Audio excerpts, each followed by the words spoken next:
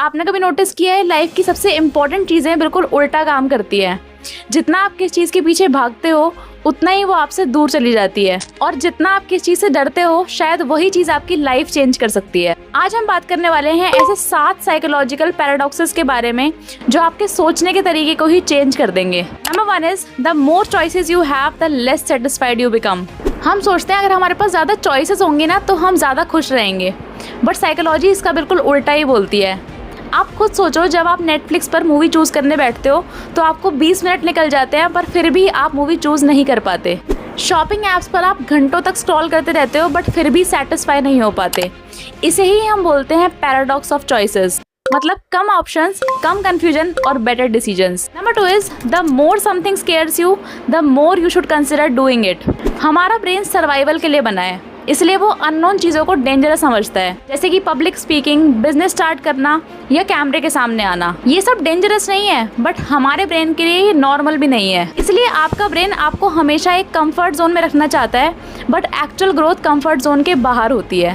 Number 3 is the more you fail the more likely you are to succeed. सोचो, आपको पता हो कि आप 100 रिजेक्शंस दूर हो उस चीज़ से जो चीज़ आपको एक्चुअल में चाहिए, तो आपको हर रिजेक्शन फेलियर की तरह नहीं लगेगा। और लोग यही गलती करते हैं, वो फेलियर को सक्सेस का ऑपोजिट मानते हैं, बट एक्चुअल में फेलियर सक्सेस का ही पार्ट होता है, और हर फेलियर आपको एक फीडबैक देता है जो सक्सेस कभी नहीं दे सकती। इसीलिए थॉमस एडिसन ने भी कहा था कि मैं 10,000 बार फेल नहीं हुआ, बल्कि मुझे ये पता चला कि इन 10,000 तरीकों से बल्ब नहीं बनाया जा सकता। Number 4 is the more you try to make people like you the less likely they will. हम सब चाहते हैं कि लोग हमें पसंद करें, बट प्रॉब्लम तब होती है जब हम अप्रूवल के पीछे भागना शुरू कर देते हैं। जब आप लोगों की हर बात से एग्री करते हो या हर किसी को इम्प्रेस करने की कोशिश करते हो, तब आप कहीं ना कहीं अपनी पर्सनैलिटी को ही चेंज कर देते हो। और जो आपके अंदर ये डेस्परेशन वाली फीलिंग होती है ना, लोग इस फीलिंग को सेंस कर लेते हैं, बट साइकोलॉजी के अकॉर्डिंग लोग उनको ज़्यादा रिस्पेक्ट करते हैं जो अपना स्टैंड लेते हैं और जो खुद की रिस्पेक्ट ज़्यादा करते हैं। इसीलिए stop chasing approval and be authentic. And the last is the only constant is change.